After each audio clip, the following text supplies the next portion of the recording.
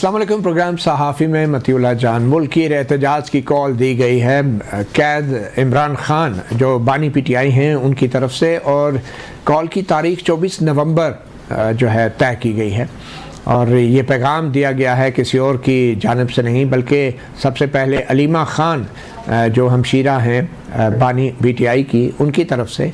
और 24 नवंबर की इस कॉल को अब फाइनल कॉल कहा जा रहा है। तो एक किस्म का ये फाइनल काउंटडाउन है। मालूम नहीं ये काउंटडाउन कौन कर रहा है, मगर एक बड़ी अहम तारीख सामने आ चुकी है। इस एहतजाज में होगा क्या, और अब कहा जा रहा है PTI के हलकों की तरफ से कि ये एक हतमी एहतजाज होगा। हतमी एहतजाज से मुराद क्या है, 24 नवंबर की तारीख क्यों दी गई, इसकी अहमियत क्या है, इसके ऊपर भी बात करेंगे। मगर आज सबसे पहले हम चलते हैं सुप्रीम कोर्ट की जानिब, जहाँ पे पहली बार आइनी बेंच की जजेस कमेटी का बाकायदा एक इजलास हुआ है, जिसमें बल्कि दूसरी बार कहें तो गलत नहीं होगा, जिसमें जस्टिस अमीनुद्दीन खान जो सरबराह हैं आइनी बेंच के, और जस्टिस जमाल खान मंदोखेल और जस्टिस मोहम्मद अली मज़हर ने शिरकत की।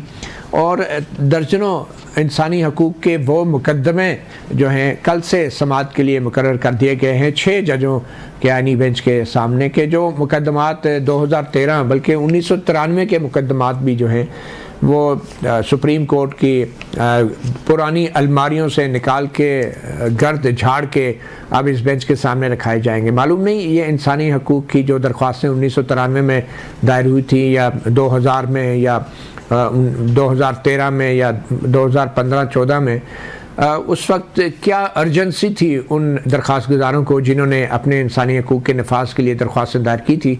मगर अब चूँकि आइनी बेंच बन चुका है और आइनी बेंच को ज़रूरत है काम को आगे चलाने की, तो उसके लिए ऐसे मुकदमात निकाल के आइनी बेंच के सामने रखे गए हैं कि जिनको निपटाने के बाद ये साबित हो जाएगा कि आइनी बेंच का जो 26वीं आइनी तरमीम के ज़रिए तजर्बा किया गया है वो कामयाब है। और जो असल चैलेंजेस दरपेश हैं आजकल मुल्क को और कौमी इदारों को, 26वीं आइनी तरमीम का मामला है, मखसूस नशस्तों का मामला है, फ़ौजी अदालतों का मामला है, ये मुकदमात अभी तक किसी भी फहरिस्त में नज़र नहीं आ रहे। इस तमाम सूरत हाल पर हम बात करेंगे। हमारे साथ इस्लामाबाद स्टूडियोज़ में मौजूद है राना एहसान अफजाल, कोऑर्डिनेटर बराए वज़ीर आज़म शहबाज शरीफ। उनके साथ तशरीफ़ रखते हैं जनाब साकिब बशीर, सीनियर जर्नलिस्ट हैं और कोर्ट रिपोर्टर हैं। और हमें ज्वाइन कर रहे हैं कराची से बैरिस्टर सलाहुद्दीन, मारूफ कानूनदान भी हैं। बहुत शुक्रिया आप तमाम मेहमानों का। सबसे पहले तो बैरिस्टर सलाहुद्दीन, हम आपकी तरफ ही आना चाहेंगे। ये जो आइनी बेंच बन गया है और अब 30-30 साल पुराने मुकदमात अचानक लाके लगा दिए गए हैं, इसके अंदर कुछ आपको आयरनी या सितम ज़रीफ़ी नज़र नहीं आ रही कि अब 30 साल बाद एक इंसानी हकूक़ का मामला जो है लगाया जाएगा एक आइनी बेंच के सामने, तो जो आज के चैलेंजेस हैं उनका कोई जिक्र नहीं? जी, मैंने अभी तक जो लिस्ट कल और परसों की देखी है, तो उनमें कई जो मुकदमात लगाए गए हैं वो तो मजाका खेज हैं कि एक दरखास्त मेरी नजर से गुजरी, वो ये थी कि प्रेसिडेंट आरिफ अलवी को सदर पाकिस्तान के ओहदे से हटाया जाए। दूसरी दरखास्त जो नजर आई थी वो एक ये थी कि जनरल इलेक्शंस जो हैं फरवरी 2024 के, उनको मौसम की खराबी की बायस उनको मई 2024 में फिक्स करवाया जाए। फिर ऐसी दरखास्तें थीं कि फलां पार्लियामेंटेरियन को 62(1)(f) के तहत नाअहल करार दिया जाए, जबकि आपको पता है वो 62(1)(f) की तो तशरीह ही अलग सुप्रीम कोर्ट ने पहले ले ली है कि वो अब किसी को नाअहल करने के लिए वो वाले शिकें इस्तेमाल नहीं हो सकती। तो इस किस्म की जो बिल्कुल मुकदमात जिनमें कोई चीज बची नहीं है, वो उस किस्म के मुकदमात लगाए गए हैं।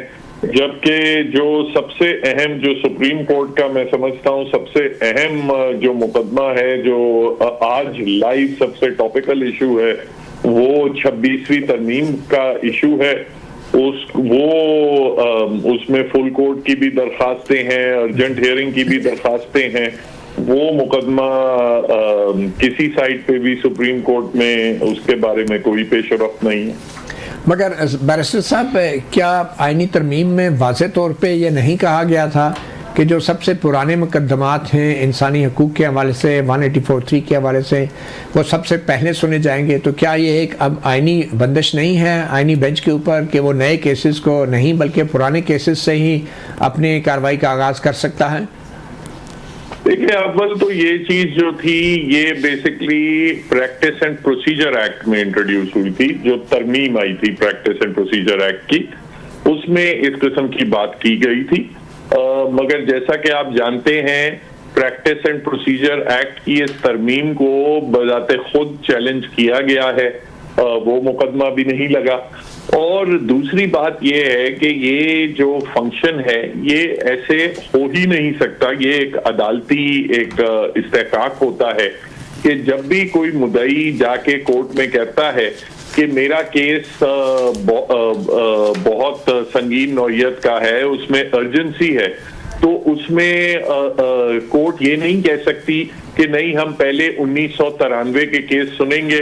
فرض کریں کسی کا کیس یہ ہے کہ مجھے پھانسی کی سزا ہو گئی ہے، پرسوں ڈیتھ سینٹنس کیری آؤٹ ہونا ہے، میں سپریم کورٹ سے سٹے مانگ رہا ہوں، تو سپریم کورٹ یہ کہے گی کہ نہیں، جب تک ہم پہلے 1993 کے کیسز ہم نہ نپٹائیں تب تک ہم آج کے ارجنٹ کیسز نہیں سن سکتے.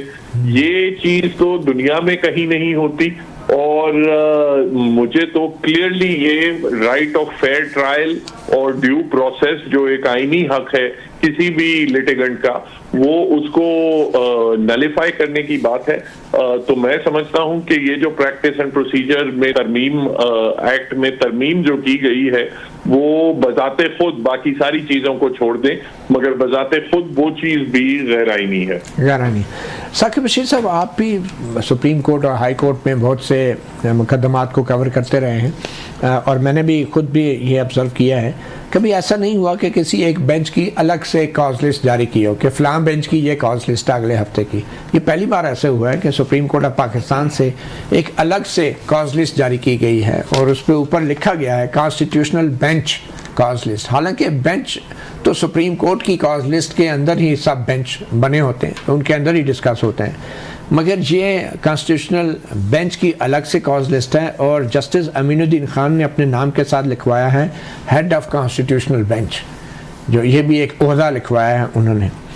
تو آپ کو کیا لگتا ہے کہ یہ جو کانسٹیٹیوشن بینچ ہے، جس میں ابھی جسٹس عائشہ ملک جو ہے بیرون ملک دورے کی وجہ سے شامل نہیں ہیں، اب 6 ججز ہیں باقی، یہ اپنا مائنڈ بنا چکے ہیں جیسے کہ نظر آ رہا ہے اس کاز لسٹ سے کہ وہ اپنے آپ کو اسٹیبلش کرنا چاہ رہے ہیں، اور بہت سارے ایسے مقدمات سامنے لگائے گئے ہیں کہ جو فوری طور پہ حل بھی ہو جائیں گے، فیصلے بھی آ جائیں گے اور آئینی بینچ اسٹیبلش ہو جائے گا. تو اس کے بعد 26ویں آئینی ترمیم کے خلاف جو درخواستیں ہیں، جس ترمیم کی وجہ سے یہ بینچ بنا ہے، ان کو یہ بینچ کیسے سنے گا اور کس سیٹ آف مائنڈ سے سنے گا؟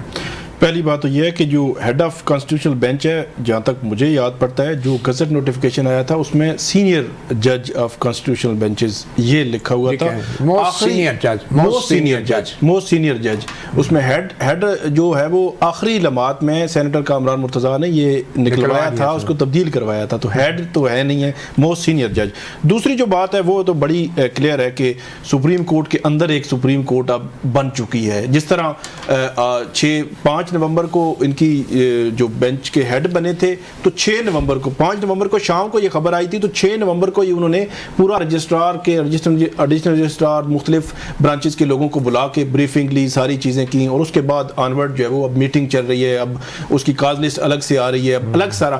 ایک چیز ہم بول رہے ہیں کہ جب یہ چیف جسٹس یحییٰ افریدی آئے تو انہوں نے ایک فل کورٹ میٹنگ کی تھی جس میں انہوں نے کہا تھا کہ ہم 1 ماہ میں کیسز کی پینڈنسی ختم کریں گے، بینچز بنائے گئے تھے، سارے کیسز لگائے گئے تھے، ان کی کاز لسٹ. اب ایک جو ہے وہ ٹکراؤ بھی آ رہا ہے کہ ان تمام بینچز کی جو یہ 6 ججز کل بیٹھیں گے، ان کے بینچز میں جو کیس لگے ہوئے تھے وہ سارے کیس کینسل، اب یہ کیسز سنیں گے. تو وہ جو ٹکراؤ والا معاملہ ہے کہ 2 کاز لسٹیں آپ نے ٹکرا گئی کہ وہ اب کینسل کر کے انہوں نے یہ کیس جو ہے وہ لگائے ہیں. تو سپریم کورٹ کے اندر تو سپریم کورٹ ایک عملی طور پر بن چکی، بلکہ میں کہتا ہوں جیسے امین الدین خان پاور زیادہ رکھتے ہیں جیسے یحییٰ افریدی سے.